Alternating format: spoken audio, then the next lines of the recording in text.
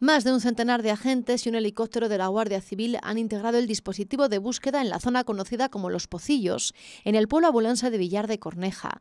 Hasta allí había huido un exconvicto tras encañonar a 2 agentes de paisano con una escopeta recortada. Una situación muy tensa, de disparar, no disparar. Entonces esta persona pues huyó a través del monte, es una zona boscosa, y se le perdió de la vista. Pero tras un amplio rastreo de nuevo fue localizado y después de arrojar la escopeta a una laguna los agentes consiguieron detenerle. Se trata de un expresidiario de la localidad salmantina de Malpartida, que tras cometer 2 asesinatos en 1993 y 2000 había salido de prisión y al que se le buscaba ahora por llevar a cabo presuntamente 6 robos en la comarca de Piedrahíta, entre ellos el de la escopeta. Generó una alarma social que tenía su fundamento, no deja de ser un homicida condenado. También es cierto que ha cumplido su pena y su castigo con la sociedad. Y que ahora tendrá que enfrentarse a delitos de robo, tenencia ilícita de armas y atentado contra agentes de la autoridad. La responsabilidad social corporativa de las empresas tiene gestos como el que hemos visto esta mañana en la sede de la Junta. La Fundación Amancio Ortega, dueño de Inditex, dueño de Zara, aportará a Castilla y León 18 millones de euros para renovar gran parte de sus equipos de diagnóstico del cáncer. El convenio se ha suscrito con el presidente de la Junta y va a beneficiar, Leticia Sánchez, presidencia, a todas las provincias de manera directa. Sí, buenas tardes a todas las provincias, Lucía, porque habrá nuevos mamógrafos digitales en todas ellas, al menos 2 por provincia, dotados además con tomosíntesis, una técnica que permite ver la mama en 3 dimensiones, lo que permitirá un diagnóstico más preciso, más precoz y mejor. El presidente de la Junta ha destacado la importancia de este convenio porque el cáncer es la segunda causa de muerte en la comunidad, con 8.000 fallecidos al año. Ha sido el Gobierno regional el que ha decidido a qué se iba a destinar este dinero. Respaldo económico de calado a la sanidad de la comunidad para comprar 6 nuevos aceleradores lineales, actualizar otros 2 y 21 nuevos mamógrafos digitales que permiten ver la mama en 3 dimensiones. Cualquier mejora sustantiva repercute en la supervivencia y en la calidad de vida de muchas personas y, por extensión, de sus familias. Nuevo equipamiento de última generación que conseguirá un tratamiento más efectivo, que permitirá, por ejemplo, administrar ya la dosis de radioterapia en el propio quirófano y, en el caso de las mamografías, detectar tumores en fases más incipientes. La Fundación trata de priorizar soluciones eminentemente prácticas y prefiere identificarlas en aquellas áreas que supongan una mejora sensible e incontestable.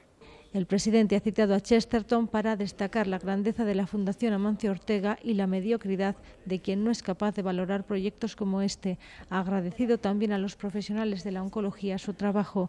Estáis consiguiendo curar totalmente muchos casos.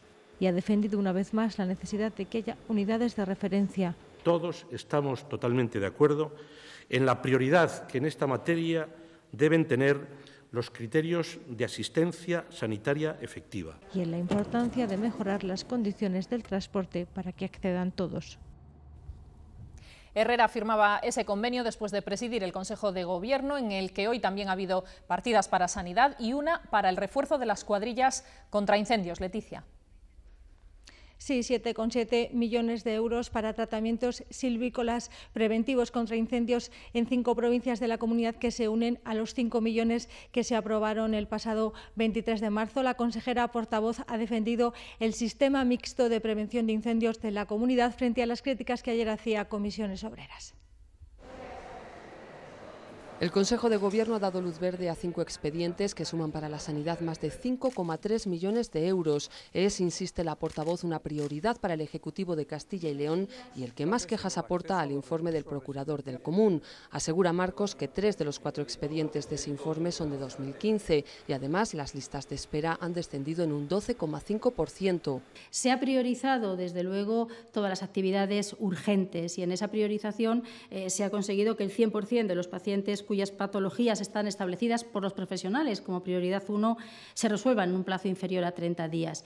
Esa es la línea de trabajo. También se han aprobado 7,7 millones de euros para evitar los efectos de los incendios. Con esta partida se contratará 11 cuadrillas para la época de alto riesgo y otras 5 fuera de ese periodo, que harán los tratamientos silvícolas preventivos en 33 localidades de Ávila, Burgos, León, Salamanca y Soria, y contestaba además a Comisiones Obreras, que ha criticado falta de inversión. Creo que no estamos hablando de escasa inversión, sino de un sistema mixto, que es el que tiene la Junta de Castilla y León para responder a los incendios y que viene respondiendo con celeridad. El operativo de prevención completa otro expediente aprobado en marzo y que sumaba otros 4,9 millones más. La Junta también se ha referido hoy a ese posible nuevo impuesto a las eléctricas propietarias de Garoña si finalmente deciden cerrar la central. Pese a que los técnicos de Hacienda dudan de que jurídicamente sea viable, el Gobierno regional defiende su capacidad normativa, aunque asegura que su objetivo es que la planta nuclear vuelva a funcionar. Es que no queremos poner el impuesto, es que queremos que vuelva la actividad de Garoña. Por lo tanto, lo que vamos a seguir es insistiendo en que si es, insisto, segura y es necesaria, que se haga un planteamiento en el que en el mix energético se contemple tanto la nuclear como el carbón autóctono. Génova ha dicho que Carlos Fernández Carriedo no se podrá presentar a la reelección como líder de los populares de Palencia. Desde la Dirección Nacional del Partido Popular han señalado que es incompatible su cargo en la Junta como consejero con el de presidente de la formación palentina. Veremos quién o quiénes se postulan ahora como precandidatos a esa designación. Ha sonado con fuerza el nombre de la secretaria del partido y presidenta de la Diputación palentina, Ángeles Armisen. El plazo de presentación finaliza mañana.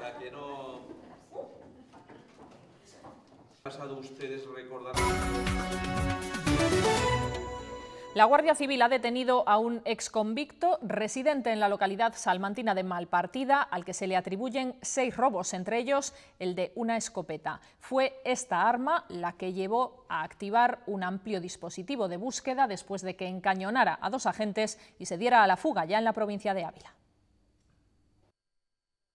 Más de un centenar de agentes y un helicóptero de la Guardia Civil han integrado el dispositivo de búsqueda en la zona conocida como Los Pocillos, en el pueblo abulense de Villar de Corneja. Hasta allí había huido un exconvicto tras encañonar a 2 agentes de paisano con una escopeta recortada.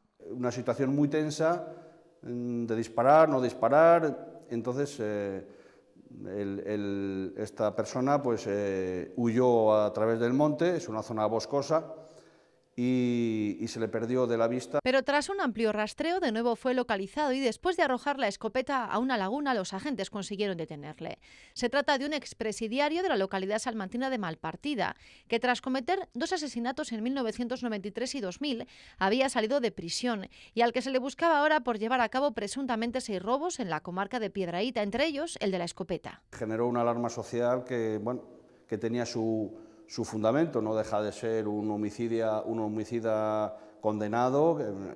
También es cierto que ha cumplido su pena y su castigo con la sociedad. Y que ahora tendrá que enfrentarse a delitos de robo, tenencia ilícita de armas y atentado contra agentes de la autoridad. El que no ha sido aún detenido es el conocido como Messi del Hachís. Se trata de un marroquí líder de una de las bandas de narcotráfico más importantes de España y del norte de África. La policía y la Guardia Civil sí que han arrestado a 19 de sus colaboradores en Algeciras y la línea de la Concepción, en Cádiz. Las autoridades también se han incautado de más de 13 toneladas de hachís, además de armas de guerra y 20.000 euros en metálico. El líder de la banda está en paradero desconocido.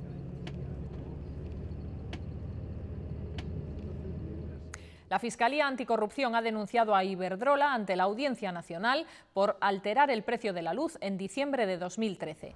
Considera que trazó un plan para obtener un lucro ilícito de 20 millones de euros manipulando al alza las subastas eléctricas. Esas fuertes subidas llevaron al ministro Soria a cambiar el sistema de fijación de precio de la electricidad.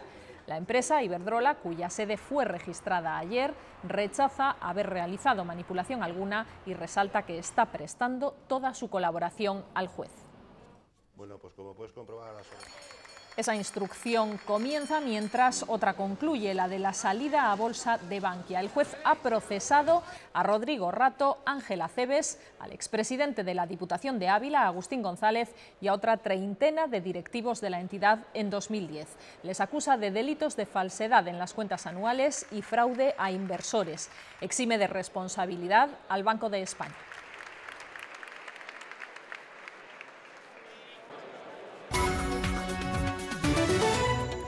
El reciente accidente del ascensor en Madrid nos ha hecho plantearnos su seguridad. En el último año, la Federación Española de Empresas de Ascensores no registró ningún accidente grave, solo 136 leves, como quedarse atrapado en el ascensor.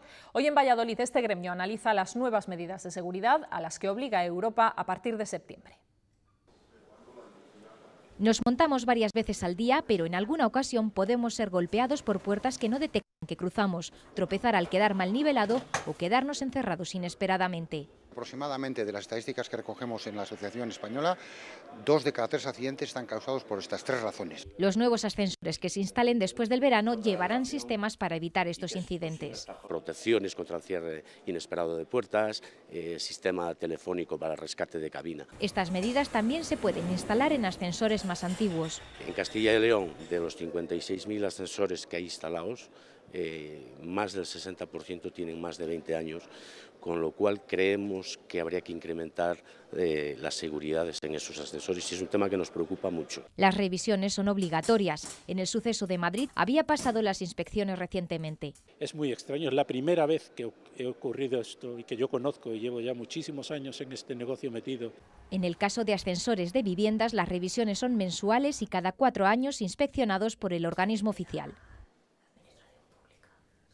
Hoy comienza la campaña de atención presencial de la Renta 2016 en Castilla y León. La Consejería de Economía y Hacienda ha puesto 80 oficinas repartidas por toda la comunidad a las que los contribuyentes pueden acudir para elaborar sus declaraciones. Es un servicio gratuito para el que se puede pedir cita hasta el 29 de junio a través de los teléfonos habilitados y de la página web de la agencia tributaria. En nuestra comunidad ya son más de 300.000 contribuyentes los que han presentado su declaración.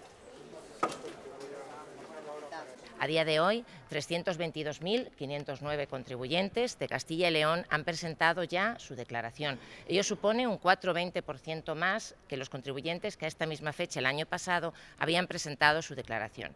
Hemos devuelto 133 millones de euros a unos 210.000 contribuyentes. El exministro socialista Valeriano Gómez y el economista Santos Ruesga defienden que el sistema público de pensiones es perfectamente sostenible. Lo explican en un libro que hoy se presentaba en León. Aseguran que hay una política del miedo para afirmar lo contrario y fomentar los planes de pensiones privados. Esta es una cuestión fundamental en nuestro tiempo, porque si no es así, en un muy corto espacio de tiempo, apenas en 10 o 15 años, es posible que nuestro poder de compra, el de los pensionistas, se pueda reducir un 35 o un 40%. Hoy es un día de cifras y resultados, entre ellos los de Telefónica y los de los supermercados Día. Pero los números que sobresalen son los de la compraventa de viviendas. El crecimiento del mercado vuelve a niveles de hace 6 años. Desde el 2011, un mes de marzo, no registraba tantas transacciones de vivienda ni en Castilla y León ni en España. 1.726 en nuestra comunidad y 40.400 a nivel nacional. Esto supone un incremento anual en la región, subiendo en todas las provincias del 38%, el quinto mayor del país, donde la subida es del 26%. También se incrementan fuertemente los beneficios de Telefónica en el primer trimestre de este año, un 42%, hasta los 779 millones de euros. Estos resultados se apoyan en un aumento de los ingresos del 5%, sobre todo los procedentes de los datos móviles. Ya representan más de la mitad de la facturación en este tipo de telefonía. Quien ha reducido sus resultados es la distribuidora Día, cuyos beneficios, 39 millones de euros, bajan un 5%. La compañía redujo sus ventas en España por el proceso de cierre de tiendas no rentables y en Brasil por la situación que atraviesa el país.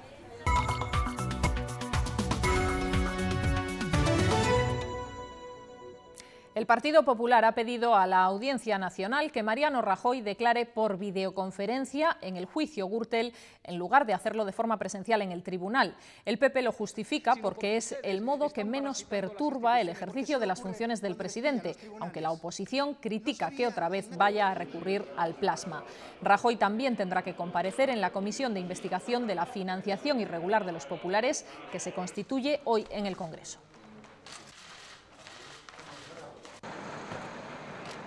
El PSOE ha registrado esta mañana la reprobación del ministro de Justicia por sus supuestas injerencias en la operación Lezo, que se votará la semana que viene.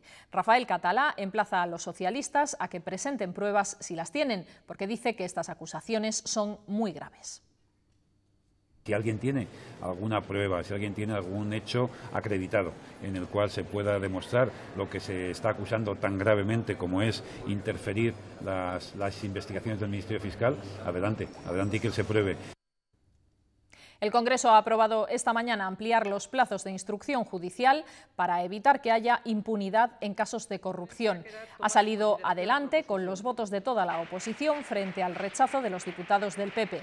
Ha ocurrido en un pleno en el que también se ha aprobado instar al Gobierno a la exhumación de los restos de Francisco Franco del Valle de los Caídos. Sin embargo, en una proposición no de ley, y el Ejecutivo no está obligado a cumplirla. La economía española crecerá 5 décimas más de lo que había previsto la Comisión Europea en invierno. En su informe de primavera eleva hasta el 2,8% el crecimiento de este año y mejora la previsión del déficit hasta el 3,2%, una décima por encima del objetivo pactado. Bruselas resalta que la economía crece de manera más equilibrada que antes de la crisis.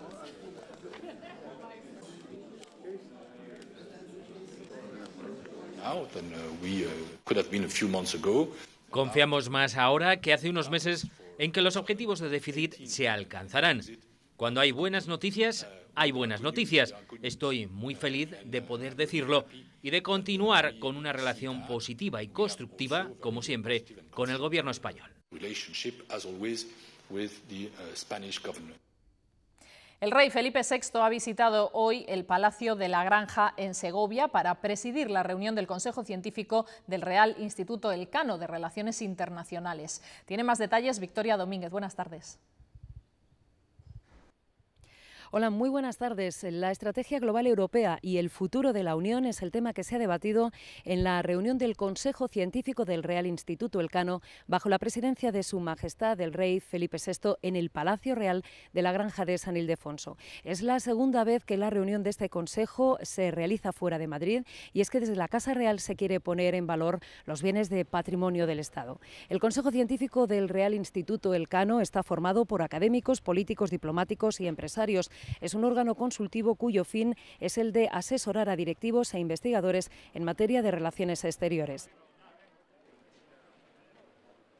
Hay motivos para el optimismo. A pesar de encontrarnos en un contexto internacional preocupante, el presidente del Instituto Elcano asegura que el futuro de la Unión Europea es esperanzador tras los resultados de las últimas elecciones. Pues en Austria, en Holanda después, con un resultado estupendo, y finalmente en Francia, especialmente la francesa, ponen de manifiesto que empieza a haber una reacción frente a esa tentación neoaislacionista, sociedades cerradas de nuevo. Quedan las elecciones alemanas, que no preocupan porque gane quien gane, será un partido europeísta, dice, y a partir del otoño espera que las aguas vuelvan a su cauce. Reactivar el eje franco-alemán, que ha sido siempre el motor de la Unión Europea, y por lo tanto reiniciar con una agenda de temas de seguridad el proceso de construcción de la Unión Europea. No sé si a geometría variable, no sé si a 2 velocidades o no, o a una velocidad.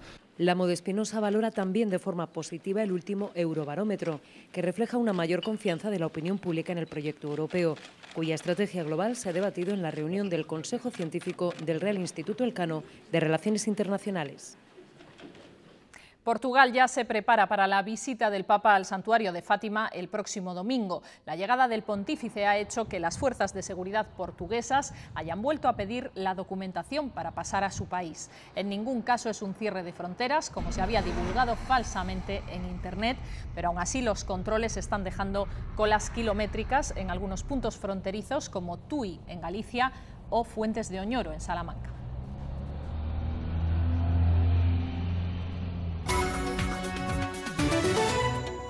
Aislamiento, agresividad, fracaso escolar, apatía y el móvil como único centro son las señales que deben hacer saltar las alarmas de un posible caso de uso compulsivo de las nuevas tecnologías. Proyecto Hombre advierte de que, aunque aún es un fenómeno minoritario, están aumentando los jóvenes que piden ayuda por esta causa. Uso o abuso, la línea que separa una buena utilización de las nuevas tecnologías de una mala es muy fina, pero Proyecto Hombre alerta. Están aumentando las peticiones de ayuda por esta causa entre los adolescentes. Ya son 128 personas. Sobre todo vienen por iniciativa de la familia y sobre todo por temas de problemas en el comportamiento.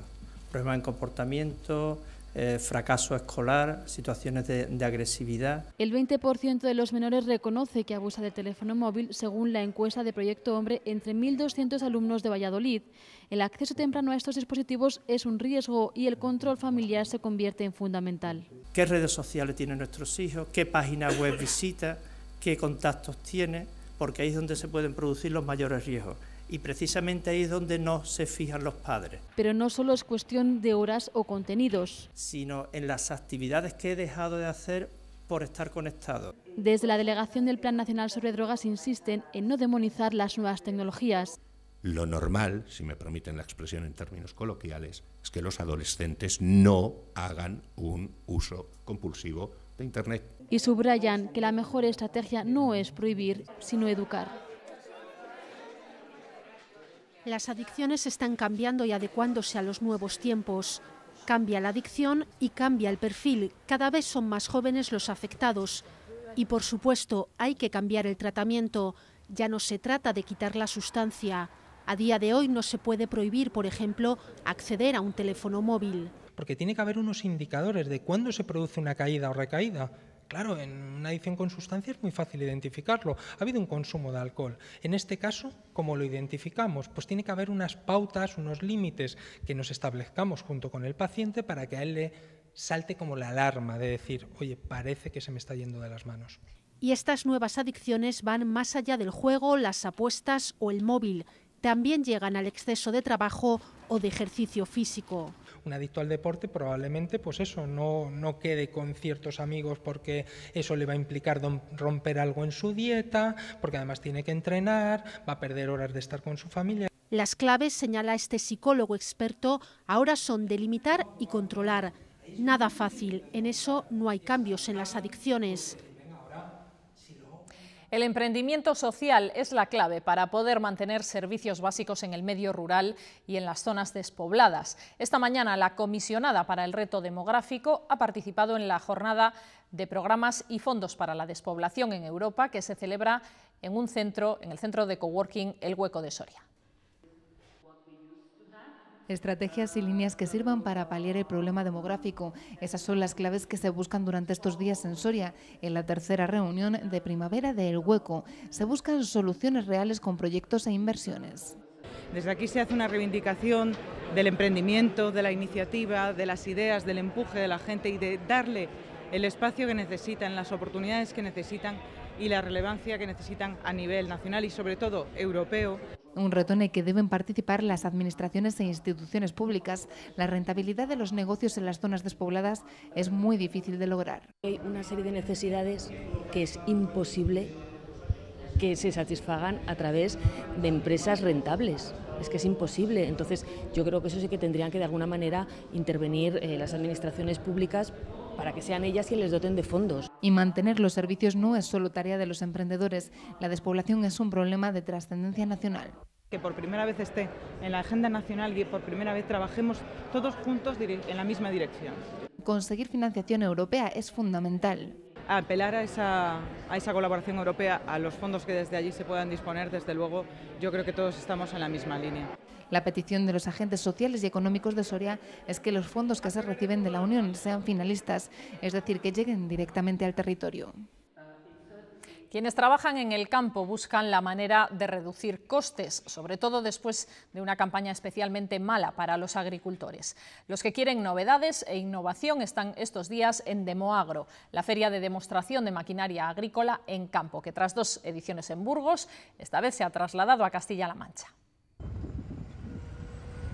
Aunque lo parezca, no está trabajando su tierra. Como quien prueba un coche antes de pensar si se lo compra, comprueba las ventajas de un tractor con ruedas y orugas. El peso del tractor se reparte mucho más que con un neumático normal, y lo siguiente que conseguimos es el disponer de mucha más tracción. Se trata de encontrar las mejoras e innovaciones que necesita el campo. Sobre todo ahorrar costes, intentar ahorrar costes y mano de obra. Y más este año que muchos califican de catastrófico. Yo soy de Tierra de Campos y entre la sequía, topillos, o sea, se ha juntado todo. Allí es prácticamente nula la cosecha. Desde el tractor del año a los que se adaptan a los viñedos, la mayoría de quienes compren pedirán financiación. La media de equipos agrícolas que hacemos en financiación puede ser unos 45.000 euros de media al año. Comprobar de cerca las novedades en maquinaria agrícola y sobre todo subirse y probarlas sobre el terreno es el principal atractivo de Demoagro, que cuando cierre este jueves su tercera edición esperará haber recibido a más de 35.000 visitantes. A su disposición 700 máquinas en 120 hectáreas.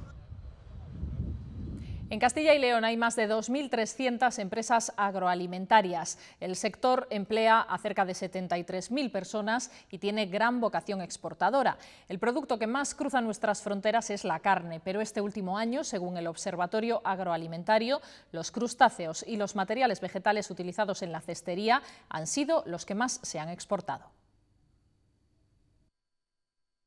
El Ya te lo pagaré ha pasado a la historia. Ahora puedes enviar o recibir dinero al instante con la nueva app España Duero Pay. Descárgatela ahora. Infórmate en tu oficina España Duero. Los pescados y crustáceos han sido los productos que más han aumentado sus exportaciones, pero destacan sobre todo las materias vegetales para cestería, casi un 800% en el último año. En nuestra comunidad hay más de 2.300 empresas que se dedican a la agroalimentación, un sector que necesita una constante renovación. Hay que responder a estas exigencias con productos innovadores, nuevos productos, adaptándoles a las exigencias de los consumidores y a los mercados. Que los recursos humanos del sector agroalimentario reciban una formación específica de calidad. Necesitan mucha formación para ser competitivos y estar posicionados en el mercado. Y esos mercados son principalmente Portugal, Francia, Italia e Inglaterra. El pasado año el 7% de los productos que cruzaron la frontera tuvieron como destino Reino Unido. El Brexit, aseguran, no tiene por qué ser una amenaza. El sector agroalimentario no va a tener muchos problemas porque son productos de muy alta calidad y productos que en esos países son productos de lujo. No lo compran todo el mundo, lo compran sectores muy determinados. Los economistas aconsejan potenciar más este sector, que ayuda a asentar población y que en nuestra comunidad emplea a casi 73.000 personas. Hoy se ha presentado en Madrid el segundo Festival de Luz y Vanguardias que acogerá Salamanca entre el 15 y el 18 de junio. Es una cita con el arte y con la luz como materia de creación. Este año crece la participación de artistas y se incorpora una nueva sección, Más Luz, en la que se suman nuevos espacios culturales.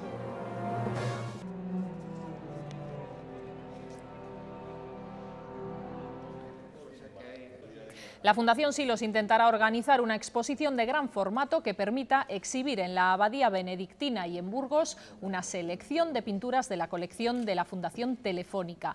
Ha sido uno de los temas que ha debatido hoy el patronato de la Fundación Silense. La idea inicial es seguir la estela de la exposición sobre Miró y ubicar esa muestra en el claustro bajo de la Catedral de Burgos. De este modo sería una de las primeras actividades conmemorativas del 8º centenario del templo, que se cumplirá en el año 2021. Si se consigue sería hacerlo en simultáneas, o sea, hacer dos, una de las culturas que tiene Reina Sofía depositadas por Telefónica, sería parte de los cuadros más importantes aquí, y luego la gran exposición, que yo digo que es hacerlo en Burgos y hacerlo a la vez. Precisamente les proponemos ahora un viaje a París a través del Museo Patio Herreriano de Valladolid. Esta sala reúne, como hizo la capital francesa en esa época, a los mejores artistas del siglo XX. Hoy estrena la exposición Destacados, que es un resumen de lo más importante de la colección de arte de Telefónica, que empieza con las firmas de Picasso, Juan Gris y Magritte. Sonaría una música parecida a esta cuando se conocieron Juan Gris y Picasso en París. Son ecos de las vanguardias, desde el cubismo al surrealismo de Delvaux. Son como diferentes tendencias que con solo 3 cuadros se puede rastrear muy bien algunas de los matices del surrealismo. El signo y la forma también están presentes. Con unos tapies magníficos, varias esculturas de Chillida y una serie de dibujos también, y porque es contemporáneo de ellos y porque fue un autor muy importante en esas décadas, Antonio Saura. Esta exposición es como una clase de arte del siglo XX, un resumen de la colección de Telefónica que inicia en los años 80 y a esa década dedica un capítulo. Autores de diferentes generaciones, pero algunos de los nombres más importantes del panorama artístico español contemporáneo. Este resumen artístico se estrena por primera vez en Valladolid, después viajará por museos europeos dando a conocer los movimientos más significativos del siglo XX. Mon père avec ma mère a toujours tort.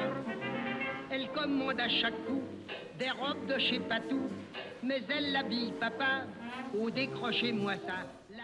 El narrador zamorano José Luis Gutiérrez pregonó el inicio de Titirimundi, haciendo un símil entre su profesión y el mundo del títere. Fue el preludio del espectáculo inaugural que homenajeaba al Teatro del País Vasco, recuperando un clásico como Pulgarcito, de la compañía Teatro Paraíso. Con los primeros títeres de Segovia nos vamos. Enseguida llegan los deportes. Adiós. El poder de la palabra era el único vínculo entre la profesión de José Luis Gutiérrez, narrador oral, y las historias que los títeres cuentan en este festival. Somos muy parecidos en el objetivo, pero muy diferentes en el concepto, y a lo mejor eso, en eso Titirimundi siempre va como un paso por delante, ¿no? En un viaje virtual hacia Aliste, Gutiérrez supo llevarse al público a su terreno con un discurso directo, alegre, para prologar la inauguración del festival. Teatro Paraíso presentaba el clásico Pulgarcito, incidiendo en el tema del abandono y trayéndolo a la sociedad actual a través de la relación entre el padre y el hijo.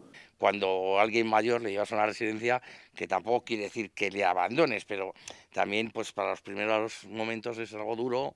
La historia de Pulgarcito será el hilo conductor de este espectáculo de teatro de máscara.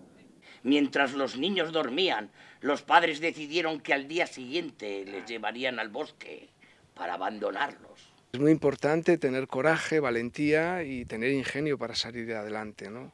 Y en los momentos de dificultad, pues más todavía, ¿no? Un clásico de Perrol, escenificado con mucha pasión, intentando llegar al corazón de todos los espectadores. ¡Qué bien huele! ¿Qué me has preparado para cenar? ¡Shh! ¡Calla! ¡No grites tanto! ¡Que no grite! Yo en mi casa grito lo que quiero. Lo digo porque vas a despertar a nuestras sogritas. ¡Ay! ¿Nuestras sogritas? ¿Y dónde están? Vamos, que quiero darles un beso de buenas noches. Pues ¿dónde van a...?